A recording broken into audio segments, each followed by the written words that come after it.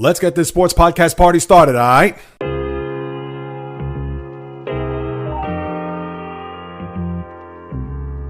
The JAYREELZ podcast. What is happening, my good people? Greetings. How are you? How's it going? How's everybody doing out there? What is the latest and greatest? Hope everybody's doing well, feeling fantastic, in excellent spirits. Approaching the final week of July, the only way I know how, despite some crickets being heard in some of the sports that are out there. But whatever I've got, you know I'll bring the pain and then some, as this is the JAYREELZ podcast with yours, JAYREELZ. For my first timers, welcome aboard. And for those who've been banging with me going back to the very beginning, somewhere in the middle, or even as early as this past Monday, I welcome you guys and gals back.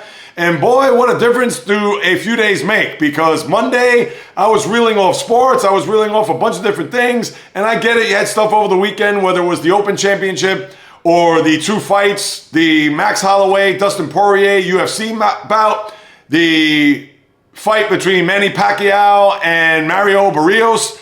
You had that going on, as well as some NBA news and notes, NHL, obviously all the baseball, which is where I'm going to begin, because this podcast is pretty much going to be a two-pronged attack. Baseball, football, because everything else is almost like a barren wasteland. And that is one of the reasons why this month, or at least parts of these next couple of months here in August, you're going to have the Sports Dead Zone 2.0. But push that aside, let's get right to it. Baseball has actually been intriguing over the last few days, as the first week since the All-Star break has come to a conclusion. And with what has transpired here, now, if you're in the Motor City, and I understand that you've hit a bit of an abutment here, and as I've talked about a million times, ebbs and flows of baseball seasons, to where you could be riding high on a 10, 11 game winning streak, similar to what we saw earlier this year with the Minnesota Twins as they try to get back into the AL Central picture. And as we all know, they have certainly fallen way behind from that pace in the middle part of May. And you are going to have those stretches where teams are going to nosedive. We understand it's a marathon. It's going to take all 162 games. And no matter what the team may look like 2 weeks ago, where they are today could be a different story.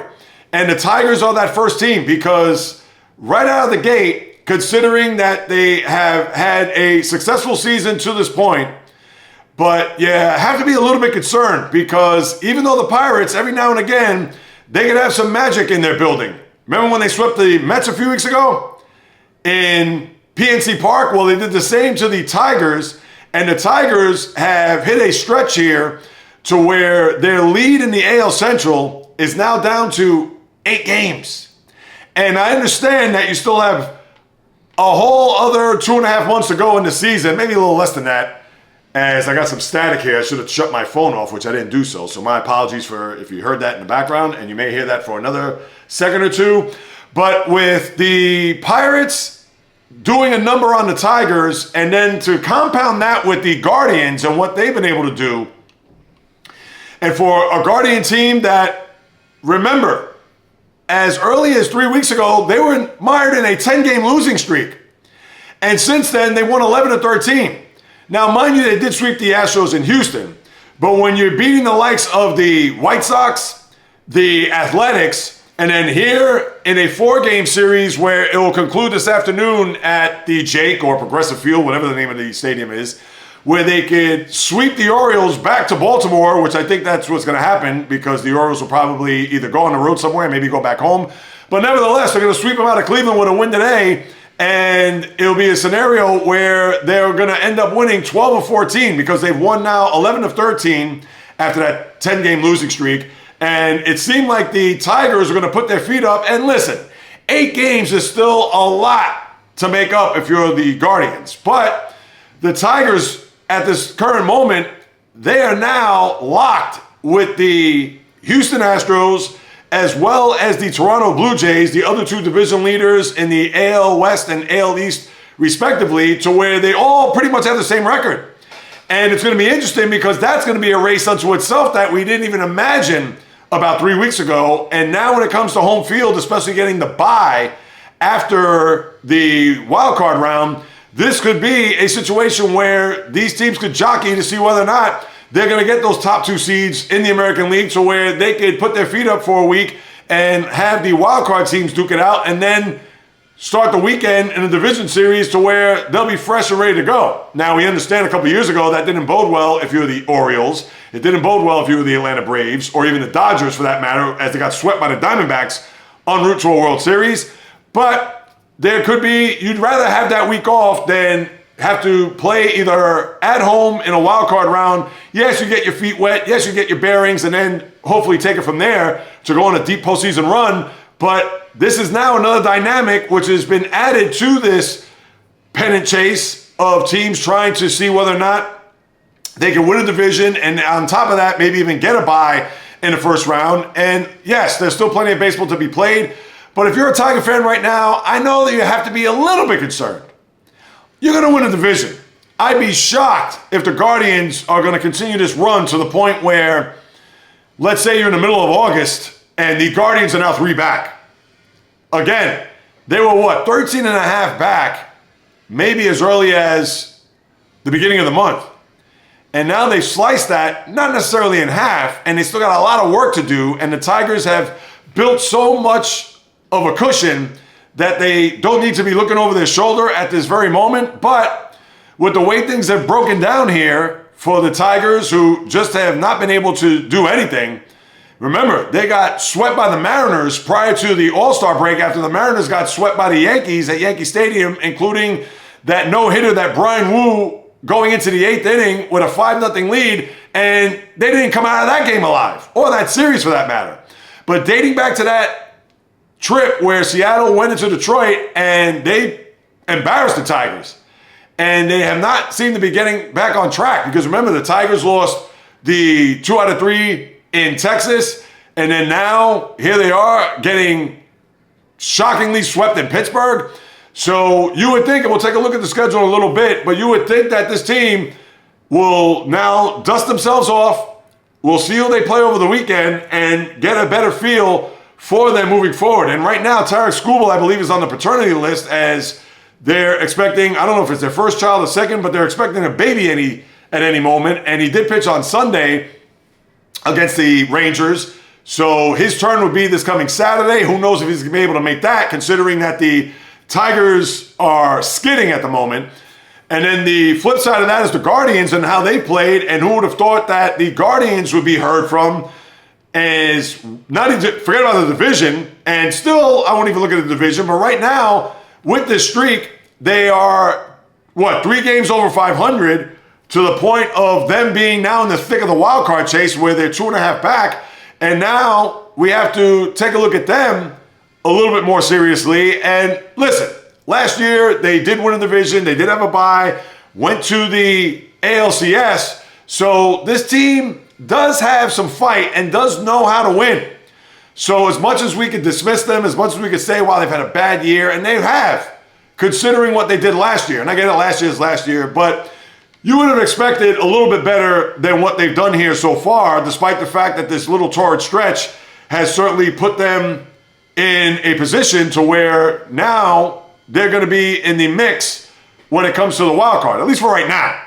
Now, it doesn't mean in 3 weeks they're going to be whatever, 4th, 5th, and that may definitely not 4th because the Yankees are currently 4th. They're not going to be one of the bottom 2 wild card teams, at least you would think. 3 weeks from now, you would expect them to regress a little bit and fall back to the pack as opposed to them being a threat there in the wild card race.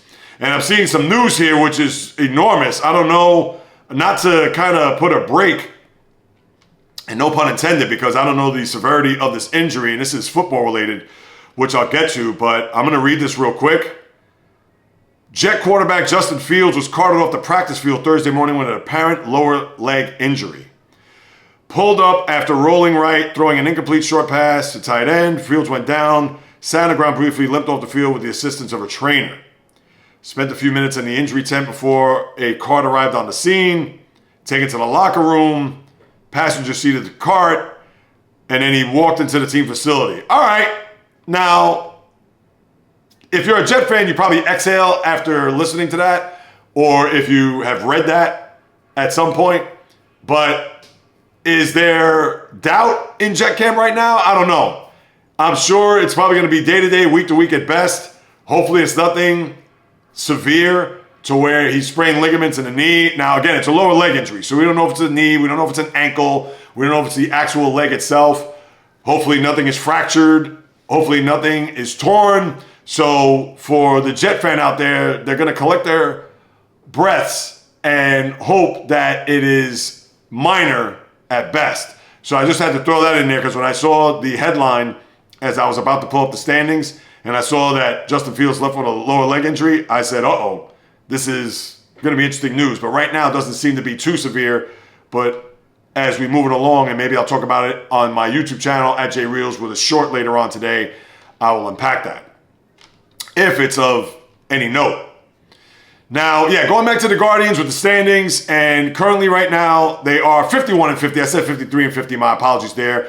They're now 1 over 500, and they are 2.5 back of the Boston Red Sox for the final spot in the wild card. And mind you, they are percentage points tied with the Mariners, although the Mariners are ahead of them in the wild card standings. And then you have the Rangers 1.5, Tampa Bay 1.5. So they still have to leapfrog 2 other teams before they even can get 3 teams when you think about it, because they have to go past the Red Sox. But give it up. And the Guardians, you could say, how the hell have they been doing this? And we know Jose Ramirez is always going to be the focal point of that team and that offense. I believe he hit a home run there yesterday. And when you take a look at what they've done by their standards, I understand it's lower than what they did last year, but considering they're a team that plays in a small market, that's not going to have a big-time roster, that's not going to have superstars littered all over the place, but they do have some very good pieces, not great pieces, which obviously you're going to need when you get to a postseason. But I understand that's down the road.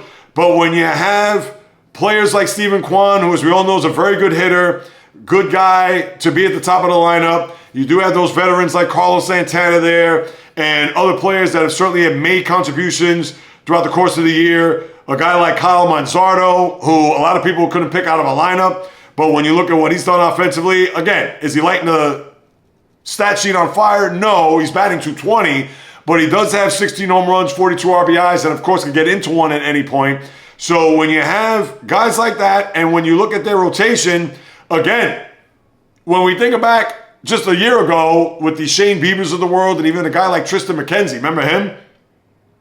Guys who certainly led that team to as far as they went in the postseason last year, but they do not have a guy that is going to shake in your boots if you're in a batter's box, because the Tanner Bibees of the world and the Gavin Williams, yes, these are not household names by any stretch. And we know about their bullpen, which is going to be predicated on that, their strength. And as we saw, it imploded in the postseason last year, especially against the Yankees. And even though he's not having that killer year that he had last year, but Emmanuel Clase still has some clout when it comes to him closing out games.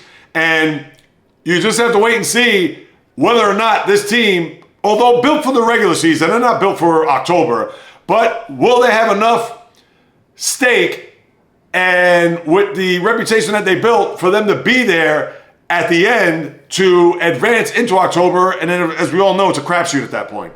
So give it up. Guardians have played well here. Do I think the division is in doubt if you're the Tiger? If you're a Tiger fan, absolutely not. I think they're still going to be fine unless they're just going to be in a complete free fall. But I think they're fine. I think the Guardians now, maybe they're starting to show their true colors as a team that got off to a terrible start and have been middling, still middling to this point. But now maybe they start to take off and will be a part of this wild card race as we move it along. And then you have the teams that you would expect to be there in the American League, a la the Yankees. And all I have to say about them is, if you're Brian Cashman, and I know the Yankee fan, they are just outraged by what's gone on here. They can't seem to get out of their own way. Remember, they won that final game against the Mets when they avoided the sweep at Citi Field, and they went on that run to where they swept the Mariners, and they won that first game after that series to where you thought to yourself, wait a minute, now the Yankees look like they could start clicking, they could start getting everything in order, but they lost the back two. Where did they play that weekend? I think it was a National League team. I may have to pull that up. Oh, it was the Cubs. So they won that Friday night game, then they lost the back two to the Cubs, and then they come out of the break. They lose to the Braves in that first game. They got a big win. They came from behind in that second game. And then they won that series, so you're thinking, all right, fine. Then they go to Toronto. Monday, they lose that game 4-1. They had Ben Rice save them in the ninth inning on Tuesday night to get that game. And then last night, it was the Bad News Bears. 4 errors in the game. They had 7 errors in the series. And going back to Brian Cashman and the Yankee fan who is sick and tired of Aaron Boone. Now, you gave him an extension. And he's coming off of a World Series appearance. But there has to come a point, and I've seen a lot of interviews with him recently, there has to come a point where he cannot be an apologist to his players. He has to show some accountability, not only for himself, but to the guys in that locker room. Because it's a scenario where this team is not going to get any better. They're going to continue to either stay the same or regress. And as we all know, they're a bully offense. They'll beat up on 4th and 5th starters. They'll get their runs in bunches. They'll get their runs by the home run. But for whatever the reason, this team plays just terrible fundamental baseball. And even Max Fried, who's been a 3-time Gold Glove winner, had a terrible error there in the inning where they came back to tie. What was in the top of the 5th? Anthony Volpe at the home run to tie the game at 2, and then they gave it right back with 2 runs. And then what happened? Top of the 6th. Who else? Aaron Judge, 2-run homer. And you're thinking, all right, the Yankees are back tied at 4. But then at the bottom of the inning, what happens? You get the bad error there by, and it wasn't Anthony Volpe who leads the sport in errors altogether. But the player who had the error there, I got to pull that up. Should know off the top of my head. Ben Rice. Now, they scored a run to make it 5-4. But the other run that was tacked on was due to Rice's error. 4 errors in a game by a team that is supposed to be, listen, nobody's going to confuse them with the top defensive teams of all time when it comes to the sport. Whether it's infields, out, whatever. But they should be playing a lot better than this, whether it's their base running blunders, whether it's their fielding, as we've seen here. And the Yankees now stumble home to a series against the Phillies of all teams, to where they're going to come into Yankee Stadium over the weekend after a day off today. And now they lose a game in the standings after going to Toronto down 3 games to them in the division, and now they're 4 back with the Phillies coming to town and the Phillies winning 2 out of 3 to the Red Sox, where they lost yesterday in extras. And for this Yankee team, to me, it's all predicated on the manager. And I've said this before. I said this going back to last year, maybe even earlier this year. But Aaron Boone, I don't know when it's going to start or when it's going to happen, if it ever will happen. He needs to start putting his players on the carpet. That's it. I understand that the players love him. I understand that the captain speaks glowingly about Aaron Boone. But part of that is that he's too much of a coddler. He's too much of a let's rub elbows. Not to say he's going out to dinner with his players, but you got to have, as I said before, and I'll say it one last time, you got to have a little bit of an asshole in you in order to get through to these players. Because how are they going to respect you if in the press, you're just going to come out and say, well, our defense was sloppy, no doubt, but we still have plenty of season left. Or we're going to turn it around. Or we're going to do this and do that. They're breaking out the pinstripe pom-poms. The fans don't want to hear that. They just want to see crisp baseball. They want to see better baseball, a better brand of baseball. The payroll is, $300 million, and they're kicking the ball over the yard. So they need to step out of it. They're going to make the playoffs. That I'm not worried about. And with a week to go to the deadline, I'm going to get to that in a moment. But not good baseball by the Yankees here. Wildly inconsistent. Like I mentioned, they had that 5-game winning streak, which made you feel good. Seattle's a good team. Obviously, to beat the Mets, they had to stop a losing streak in their own right. They had a 6-game losing streak heading into that 4th of July weekend where the Mets won those 2 games, and then they salvaged it with a big win there on Sunday. Then they sweep the Mariners. They beat the Cubs, who obviously right now are behind the Brewers in first place, but a good team nevertheless. And then they lose those 2 games. They almost lost 2-3 to the Braves, but they ended up salvaging those final 2 to win that series. And they go to Toronto, they lose 2 out of 3. And I have to thank Ben Rice, who gave back the game that they won on yesterday with his error.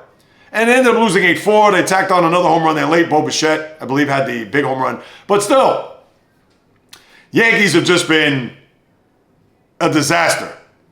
And that's all. Listen, like I said, they're going to be there in October. I'm not going to stress that, worry about that. And let's see what Brian Cashman does over the next week. But still, you can't be happy if you're a Yankee fan.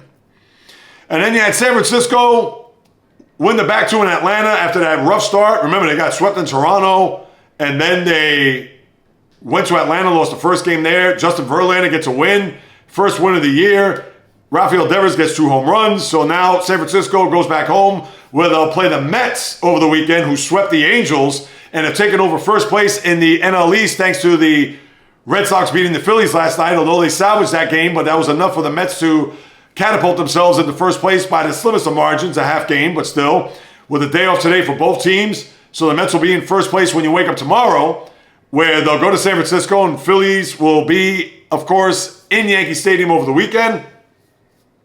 And then you have Milwaukee, who won 2 out of 3 in Seattle, where the Cubs lost 2 out of 3 this recent stretch to, off the top of my head, who did they lose 2 out of 3 to? They lost to the Royals because Royals went into Chicago to the north side and beat them 2 out of 3. So for the Brewers, now they also leapfrog over the Cubs. They are currently in first place as of this very second. And now you have 2 new division leaders. Of course, that could change at the drop of a hat. But you have that going on in baseball. Arizona, which they've played well heading into this week, hosting the Astros. And what did the Astros do? They swept them. So the Diamondbacks, who took 3 steps forward, now take 3 steps back as they're, I believe they're now 3 games under 500 when they got to 500.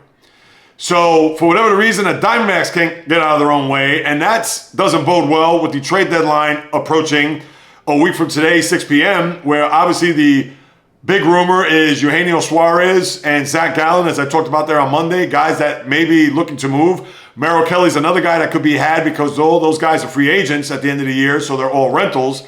And it's a scenario where the Diamondbacks could say, you know what, the hell with it.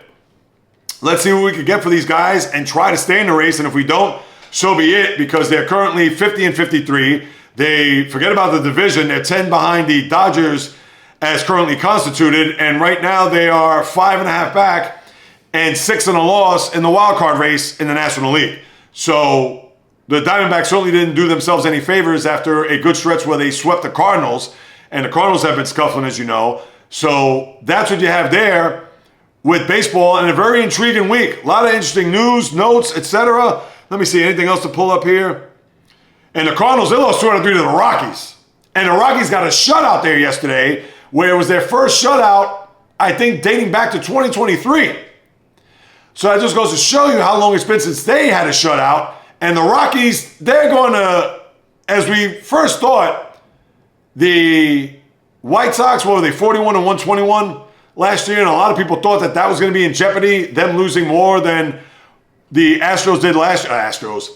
Losing more than the White Sox did last year at 121. That may be safe because the Rockies have been, for them, respectable as of late. Now, the record is still putrid. I mean, at 26 and 76. But I would think they're going to be on pace to probably lose anywhere between 115 and 120 games, which obviously wouldn't surpass the 121 by the White Sox last year. So we'll just keep that in mind as we move it along. But with baseball, let me see what else is there to discuss here before I get to the trade deadline. No, that's pretty much it. Touched on all the notables.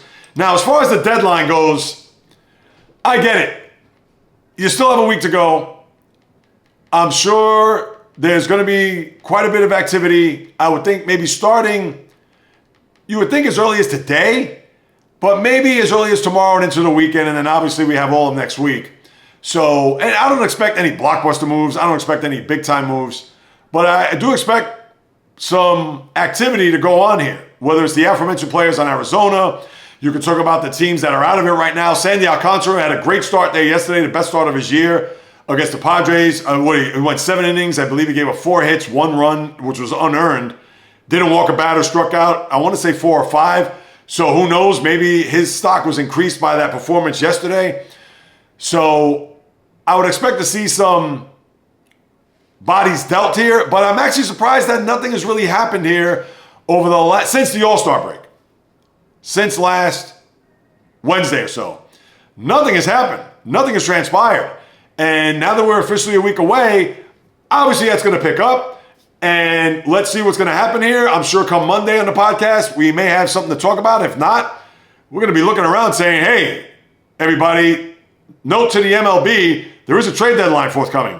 Is anything going to happen here? But let's see how the weekend shakes down, and we will certainly keep on our eyes peeled, or my eyes peeled, and open to see what will take place here between now and Monday. Now, as far as the schedule for the weekend, you do have a couple of interesting series. Now you have Toronto going to Detroit for a 4-game series, which is going to be fascinating. Toronto playing well, Detroit hitting the skids. Let's see if they can turn their fortunes around. So that's going to be a series to keep an eye out for over the weekend. 2 division leaders at that. Then you have San Diego at St. Louis. St. Louis trying to hang around in that wild card, especially with the Padres coming to town. And let's see where they're currently at. I know they probably have a lot of ground to make up, but the Cardinals, they are 3.5 back behind the Padres, and it's a 4-game series. So if they run the table, they will take that 4th spot, or the final spot, the 6th spot in the National League. So that's one to keep an eye out for. I understand when it comes to sex appeal, or is it a 5-star, it's more of a 3.5-star matchup, but one that we have to keep an eye on because the Padres could really either maybe not put the Cardinals out of their misery for 2025, but could certainly put a big dent into that with a 3 out of 4. Now, they have to win 3 out of 4. If they split, no harm, no foul. But even if the Cardinals win 3 out of 4, they do gain 2 games in the standings for the wild card. But if you're either one of those teams, 3 out of 4 would really put a significant dent toward the Cardinals as far as them trying to catch the Padres, and the other way around where the Cardinals are trying to get to that spot. Then you have Athletics in Houston, Seattle at LA, the Angels, and the Angels lost 3 in a row. I know they're trying to hang around, so that's a big series for them because they got to win at least, you would think, 3 out of 4. Split's not going to do them any good. So with the games into the weekend, Miami at Milwaukee, only because Milwaukee's in first. And listen, the Marlins aren't going to be a part of this, but they play pretty well. They're 6 games under 500 and we're late July. Usually they're 20 games under 500 by now. So Clayton McCullough, the manager, I give kudos. They have done very well here and pretty much over the last month or so because they've won series. Listen, they won over the weekend against the Royals. They beat 2 out of 3 to the Padres here. Listen, I got to give them credit. Now, they're not going to be in the thick of things, but Miami, Milwaukee, there you go. Arizona and Pittsburgh. Colorado and Baltimore, oof, for sore eyes there. Phillies at Yankees. Dodgers at Red Sox. So there you go. Mookie Betts comes back home, and Mookie Betts has definitely had a bad year for him. So, and he went back to Fenway a couple of years ago, if you remember, hit a home run in the Sunday night game. But you have the Dodgers invading Fenway, Tampa at Cincinnati. You have the Battle of Chicago, North Side going to the South Side, Atlanta at Texas, Cleveland at Kansas City, see if Cleveland continues their winning ways, and then the Mets in San Francisco. You actually have some very good series this weekend. So let's see what we will discuss coming out of it. So here's what you got. Phillies, Yankees, Dodgers, Red Sox, San Diego, St. Louis, Mets, Giants, and then on the lesser tier, Seattle at LA, the Angels. I mean, I know, I can't even call it. That's like 3rd tier. But you have Toronto, Detroit, that's a high marquee series. Tampa, Cincinnati's that 2nd or 3rd rung. Miami, Milwaukee, that's more of a 3rd rung. Cleveland, Kansas City, yeah, that's like 2.5. But you do have some series. It's not like you got 1 or 2 series that you're going to pay attention to. You got more. So looking forward to reviewing that on Monday as we move it along. All right, now let me take off the batting gloves, get out of the batter's box, put the helmet and shoulder pads on. I'm going to say nice things about the NFL here. So you're not going to hear me talk about the Hall of Fame game, which is a week from today, Chargers, Lions. I'm not going to talk about how 6 weeks from today is the NFL season, 100%. But you're not going to hear me moan and groan about, oh, it's summer, I don't want to think about football. Nope, you won't get any of that. This is going to be all positive. This is going to be all sunshine, rainbows, coconuts, palm trees, etc. What I'm going to do here is I'm going to go through some news and notes, but I want to tackle, and I'm going to do this in rapid fire succession, the storylines and objectives going into training camp for all 32 teams. This isn't a thing about predictions. This isn't a thing about, how these teams are going to fare going into the year. No, I'm going to save that for the NFL preview, which will come at you 6 weeks from this very moment. So that's what I want to touch on. And as we move it along here, I know I just talked about before with Justin Fields, that's going to be a bit of a story if he's going to be out for any significant amount of time. Now, it doesn't seem to be dire considering that, yes, he did have to get carted off, was in the blue tent on the sideline there, but once he got into the facility, it looked like he was walking on his own power. So for what that's worth, right now you still hold your breath because you don't know the extent of it, but that's something that will be discussed as we get to the training camps. I'm going to start pretty much from the AFC East and go all the way down to the NFC West. So I'll start in Buffalo. To me, the storyline there is Super Bowl. Now, they haven't got to a conference championship. We know last year they did get there and they lost to the Kansas City Chiefs. They cannot overcome the Chiefs in the postseason. They beat them up in the regular season, but come playoff time, they can't beat them. And what does Josh Allen do for an encore as far as him being the MVP? And to get to a Super Bowl, that is the focus. That is it. There isn't a player. There isn't, no. It is Super Bowl or bust for this team and for this window, Josh Allen, etc. The Dolphins. I know the Tyreek Hill thing this past offseason, he thought he was going to be out or felt like he had enough. But now even Tua made a mention trying to regain the trust with Tyreek and especially their offense because that's their focal point, the offense. They've had a lot of players leave. They did get Micah Fitzpatrick back, but obviously Jalen Ramsey going to Pittsburgh. But to me, if that offense is in sync, they could do some damage there in the AFC East. If not, forget about it. And on top of that, we all know Miami, they're good at home. Because of the weather, especially early on when it's 90 degrees with the index at 100, and they could try to beat teams that way and beat the heat, but they cannot win a big road game to save their life. It doesn't matter where it is and what time of the year. It could be in September against a big opponent or on the road in the cold in November, December, and maybe even January for that matter, because remember they lost to Kansas City in that wild card game when it was, 7 below. To me, that offense, if it doesn't click, it's not going to click in Miami.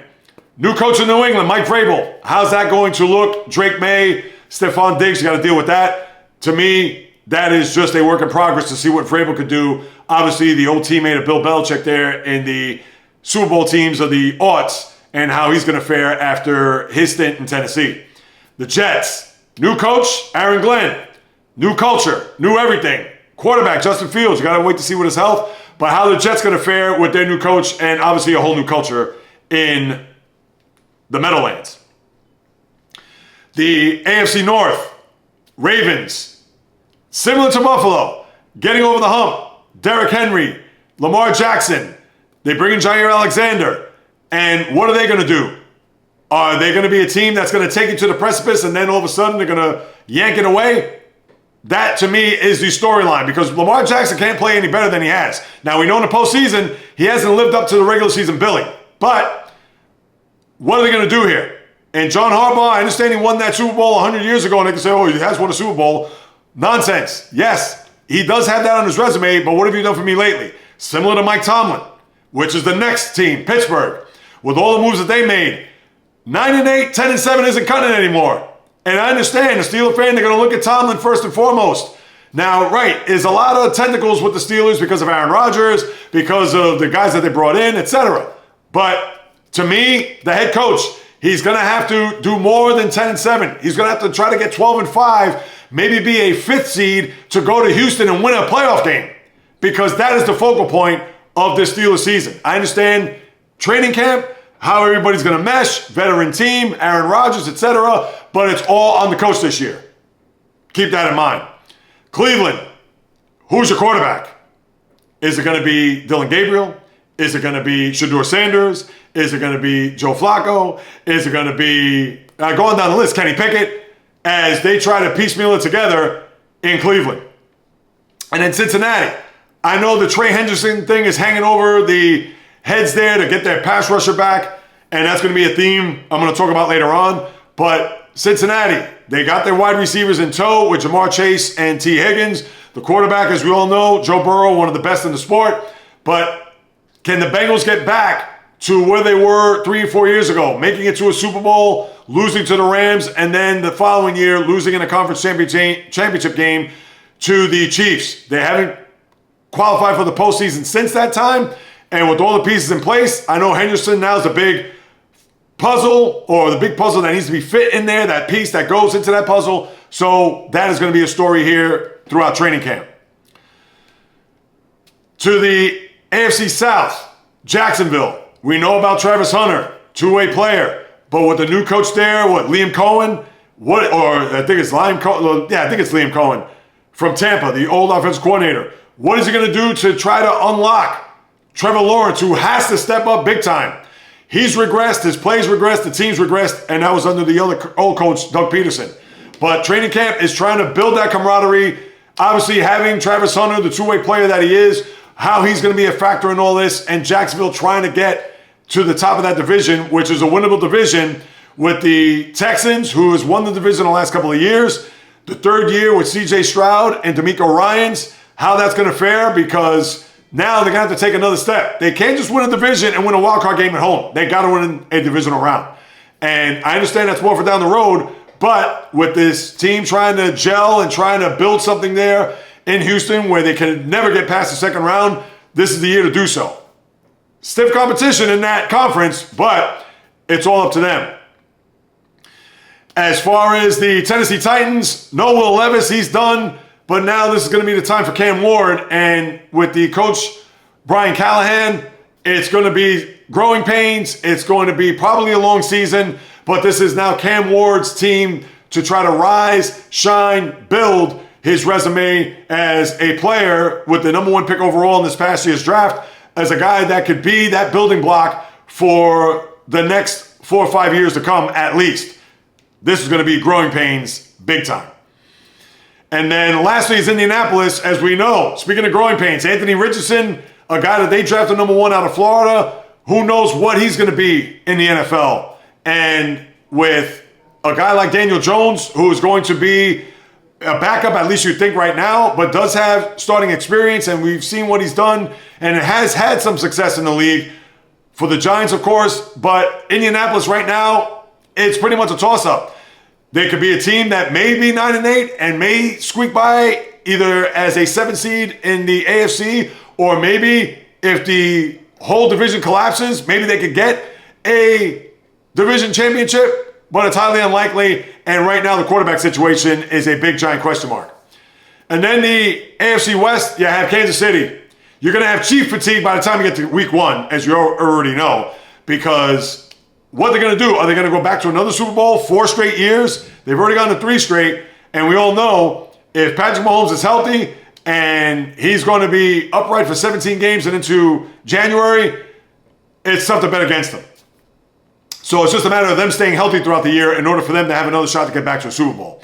The Chargers, with Justin Herbert and Jim Harbaugh, as well as Najee Harris. I know he has the eye injury from the fireworks accident, to provide that punch there for a running attack that they want to probably rely more on as opposed to the right arm of Justin Herbert. But now it's time for them to take another step. Not just make it to the playoffs and losing a wild card, but to get beyond that. And how they're going to gel year 2 with the coach and quarterback is going to be huge. The Denver Broncos, first year Bo Nix, great. Now let's see what they could do in year 2 with the head coach there, Sean Payton. They have a very stout defense, which they're going to try to win a lot of 17-14 games, as you know. But let's see how Bo Nix does. Any sophomore slump, we'll have to wait and see on that. And then to round out the AFC, overall, the Raiders. To me, Pete Carroll, Geno Smith, as they reunite, what Carroll's going to do to infuse some life into that Raider franchise. I understand they're not in Oakland anymore, but what can the Raiders do to show any respectability, not only in that division, but of course throughout the league, being the Raiders. So that's the storyline going into camp. NFC, you have the Eagles. They're the front runners. They're the champs. To me, what do they do for an encore? We know that the coach and quarterback, they've been to the Super Bowl 2 of the last 3 years, winning last year, as you know. And now, are they going to have some Super Bowl hangover? We would expect. And what, like I said, are they going to do for an encore? I know a lot of teams are going to be gunning for them in the NFC, including one in the NFC North, which I'll get to. But not to say they can rest on their laurels, but how they're going to piggyback off a big year last year and see if they're just going to be too high in their success, or are they going to grind and try to go back-to-back? The Cowboys. I know it's going to be all about Micah Parsons and his contract, and Jerry Jones. They're going to probably wait till the last minute to sign him, probably on the plane to Philadelphia prior to the Thursday night opener in Philadelphia, where the curtain will be raised on the season. But the Cowboys, they can't get out of their own way. We know it's Jerry's world, and everybody else is just watching. And to me, Micah Parsons, he has an argument. He should get paid. Same for Trey Henderson, for that matter. But when you see T.J. Watt get paid when he was still in the contract, when you see Myles Garrett get paid, when you see Max Crosby get paid, of course, he's going to be a guy that's saying, hey, what about me? And I understand he still has a contract. But when others who are under contract and they get paid, of course, Micah Parsons wants the same too.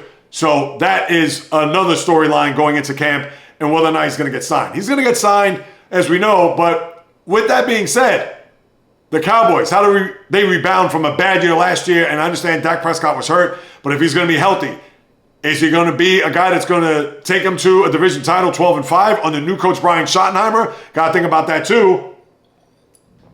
No more Mike McCarthy patrolling the sidelines. Schottenheimer's been a longtime coordinator, the son of the dearly departed Marty Schottenheimer.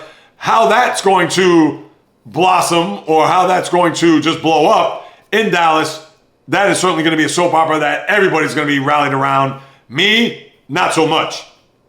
The Giants, Brian Daboll, Russell Wilson, Jackson Dart waiting in the wings. Maybe they have their quarterback of the future. What's going to happen? Is it going to be a scenario like 2004 where they get off to a decent start and they have a brutal schedule to start off the year? I mean, it is just Eagles, Chiefs, not in that order. I mean, they play a tough 4-game stretch to start the year. But will Daboll, Russell Wilson have enough success to start to where they could be in the mix? Do they hand the baton off to Jackson Dart, similar to Tom Coughlin, Kurt Warner, and then they handed it off to Eli Manning, and we know the rest is history? Who knows? But they got to have a little bit of an uptick this year, considering last year was just abominable. The Commanders, Jaden Daniels, what do you do for an encore? And I understand Terry McLaurin wants to get paid. That's the story right now throughout training camp. But Jaden Daniels, a guy who just was off the charts last year. And what he's going to be able to do in his second year. If anything, he has more pressure on him to deliver his team, I think, than Bo Nix because of the success that he had and being the offensive rookie of the year, etc. And not only that, but with expectations in the nation's capital, how do they handle that? To me, that is enormous there for the Commanders. The Lions, NFC North. David Montgomery said prior to the start of training camp, this is it. We have to win this year. And you know what? He's right. A lot of pressure is going to be put on them to win. We know the success that they had the last 2 years. It bottomed out terribly in the divisional round against the Commanders. And now it is going to be all up to them to see whether or not they're going to have that big year again to get back to January, hopefully as a top seed or at least a top 2 seed, so at least they can get 2 home games in their building. But as we all know, they got picked off last year and they got just embarrassed. Gave up 45 points, I believe it was, to the Commanders and had to play from behind the whole game. So what they're going to do is going to be big to see where the Lions, did they learn that lesson and try to knock the bad taste out of their mouths or use that as fuel to propel them to a big year and maybe to a Super Bowl. The Packers, Jordan Love, he can't beat the big team. And now with him going along in his, I believe this is going to be his 3rd year now starting, he could play in this league, but now he has to be a little bit sharper, especially against the bigger teams. Last year, he lost 6 games all year. But sadly, the 6 games that he lost, 2 to the Lions, 2 to the Vikings, 2 to the Packers. 2 to the Eagles. He's got to win big games and big moments. He could beat up on the Bears. He could beat up on the Arizona Cardinals. He could beat up on all these bad teams, the Giants, etc. He's got to beat the big teams. And that's going to be the focal point, as the objective going into this year. The Vikings, J.J. McCarthy, and they had a big year last year, 14-3. But now McCarthy, the quarterback from Michigan, the national champion that he was, what do the Vikings do? And that is going to be a big story because they were 14-3. I understand the head coach there, as we know, Kevin O'Connell, is going to work wonders, you would think, with him. You're probably going to have some growing pains, despite the fact that he was a rookie last year, but was on the shelf with that shoulder injury. But I'm sure he learned a lot in his first year, on the sideline, etc. But now it's time. Is he going to rise to the occasion, or is it going to be just a rough go-around in his first year as quarterback of the Vikings? Then you have the Bears. Ben Johnson, the former offensive coordinator, and what is going to happen with he and the quarterback Caleb Williams, the number one pick of last year. That is going to be fascinating to see how they're going to mesh and what type of offense will be unlocked to the rest of the league. As you know, that the Bears are going to try to do their damnedest to at least be a fringe playoff team. But I still think Ben Johnson, now no more of the trick play variety, and I'm sure he's going to have a lot of that. He's going to call plays, etc. But now he's going to have to also look over a defense. He's going to have to also look over a special teams. He's going to have to look over an entire roster. And how he's going to handle that is going to be huge. Not only here throughout training camp, but his first year as coach as the Bears try to be relevant in the NFC North and just in football altogether. Because as we all know, the Bears, Chicago, that is a brand dating back to the heyday there in the 80s. And let's see, Vikings, Lions, Packers, Bears, covered everything, right? Packers, Lions, Vikings, Bears, yes. To the south, Tampa. Can they win another division? I think they can. It's a weak division, but now Todd Bowles, we know he is ultra conservative. He's going to be the same coach, but can Baker Mayfield continue to take steps as we've seen? Last year, I know Washington beat him in the opening round, but had success the year before where they went to a divisional round, lost to the Lions. But 10-7 is nice, and even in a weak division. But you're going to have to do a little bit better if you want to really make it stick. And I don't trust Bowles as far as I could throw him, but Baker Mayfield's going to be the guy. And he had 41 touchdowns last year. Bucky Irving was a surprise out of the backfield. You would think Mike Evans and Chris Godwin coming back from injury, they're going to be a good offensive team. But good offensive team, 10-7 and 11-6 is good. But you got to go deeper. You got to go further. And how that's going to match up going into training camp this year for the regular season, that's going to be one to watch. The rest of the division, the Saints, all you got to do is look at the new coach there, who obviously won a Super Bowl there as the offensive coordinator with the Eagles and won Kellen Moore. And with Tyler Shuck, who got guaranteed money as a second-round pick and looks like he's going to be a starting quarterback, what's going to happen by the Bayou? Could be a long year, even with Shuck, a guy that a lot of people were high on. And not that he was going to be a number one pick, but could be a surprise. That remains to be seen, but it looks like they have the right guy there with Kellen Moore as an offensive mind to work with Shuck, and let's see what they do offensively. But the Saints, they may not come marching in this year. It could be a long year for them. The Panthers, something to build off there with Bryce Young. So if you're the Panthers, and if you're looking at the strides that he made toward the end of last year, you only hope that those vibes and that play continue into camp and into next year, because you want to see a progression, not a regression with the quarterback. So Bryce Young is going to be obviously front and center here during camp. And then you have, lastly, the Falcons. I understand Kirk Cousins, upset, this, that, the third, but you got to look at Michael Penix. He's the guy that played the last few games of the year. Chances are he's probably going to be the starter. How the Falcons are going to navigate. Now, they could be a threat for the AFC South crown, but they fell apart there late. And they had the tiebreaker over Tampa, where all they had to do was end up in a flat-footed tie, and it would have been fine. They didn't do so. They were on the outside looking in. But Penix, Cousins, who knows what's going to happen there throughout camp? Does Cousins all of a sudden take that quarterback job away from the number one pick of last year? We'll have to wait and see. And then out west, the Rams. Stafford gets his money, and their young defense. Now, we know about Sean McVay. They had a very good year last year, and you would expect the same. But the Rams, can they go further? Can they go back to a championship game? Last year, they were that close, and they fell short in Philadelphia. So to me, the marriage with McVay and Stafford and how that defense develops with all the picks that they made post-Super Bowl years and with Aaron Donald's retirement, that's going to be critical for their success going into this year. Seattle, a new quarterback with Mike McDonald, the coach there. Sam Darnold, how he's going to flourish in the Pacific Northwest after a year last year where they had a shot to make it to the postseason but fell short. And it's going to be a division that may be up for grabs.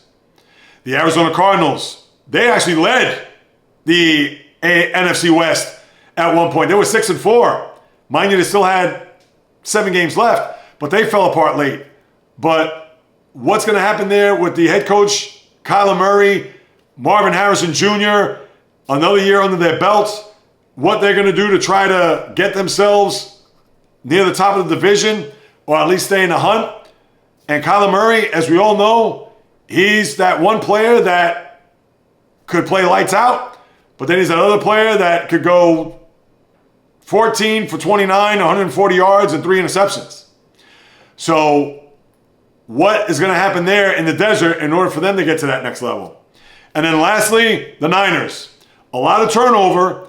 Brock Purdy gets paid, but with a lot of draft picks on defense and with a healthy Christian McCaffrey, because remember, he missed a lot of the early part of the year last year, maybe the Niners could get themselves back.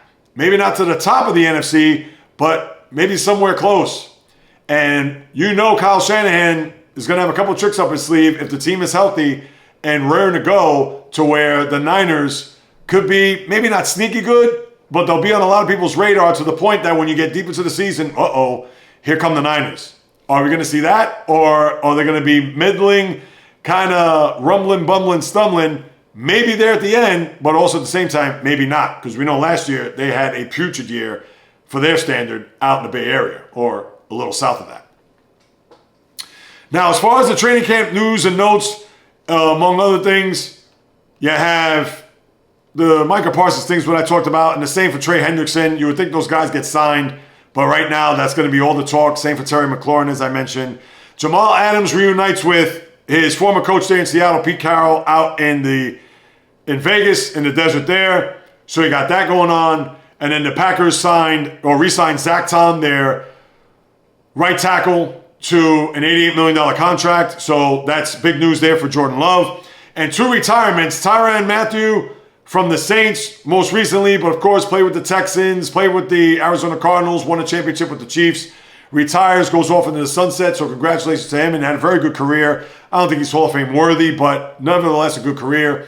And Jimmy Graham, who was on the track to being a Hall of Famer, big time tight end, big target, had some just phenomenal years there, mainly with the Saints during the heyday post-Super Bowl with Drew Brees there in New Orleans. Also retires, short of a Hall of Fame career, but had Hall of Fame seasons.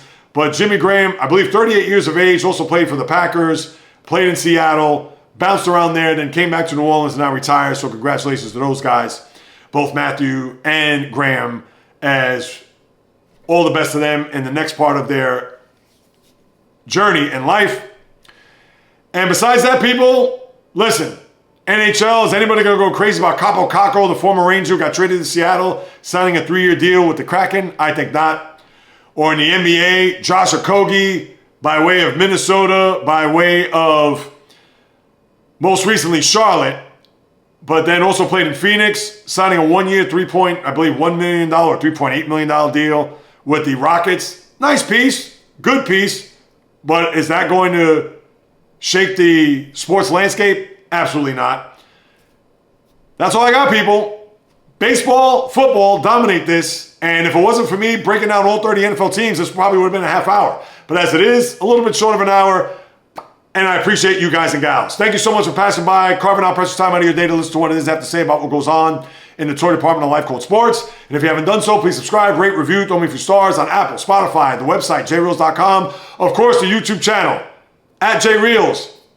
Every Monday and Thursday, the podcast, the live stream on Wednesday. Now I have a podcast pregame prior to me recording, roughly 9:30 a.m. Eastern Time. Give you a half-hour window, and I thank the people who joined me today on the live stream, the baseball purist, Val B., Kid Jordan Washington, Alyssa ZO, 3 subscribers popped up. I appreciate that. Thank you so much. So if you can continue to do that, share that with your family, friends, foes, frenemies. Take a screenshot, send it to me on my socials, on Instagram, TikTok, Facebook, the JAYREELZ Podcast, or JAYREELZ on Instagram, Twitter, JAYREELZ1, just a number. If you want to hit me up with a question, comment, suggestion, you can do so at the JAYREELZ Podcast at gmail.com or the aforementioned social media accounts. I'll be more than happy to follow up with you guys because whether you do or do not know, this is what I love to do, people. Talking sports since birth. Doing this for 7+ years. Doing this independently by my own, full time, for almost a year and a half. Trying to get paid. Trying to generate income. I need your help, people. Subscribe. Do your favorite little podcast host a favor. As I continue to blaze a path and trail in this podcast universe, the little engine I could, with not only podcasts, live streams, commentary video. When I got a commentary video on the way within the next 24 hours, I promise. Critique videos, lifestyle videos, vlogs, shorts. Got it all, people, on this channel. YouTube, at JAYREELZ. Because as long as I'm sitting in front of this microphone and this camera, I will continue to deliver nothing but passion, fire, energy, fury with my thoughts, opinions, critiques, praise, analysis, feelings on anything and everything that happens on order the diamond, ice, gridiron, hardwood, golf course, racetrack, tennis court, boxing ring, octagon, you name it. From my lips to your ears, from my heart to your soul, from where I am to wherever you are, the JAYREELZ Podcast always comes correct, direct, and in full effect. From the South Bronx, the South Beach, the South Central, the South Pacific, and all points beyond. Peace, love, and God bless everybody. And until next time on the JAYREELZ Podcast, on the flip, baby.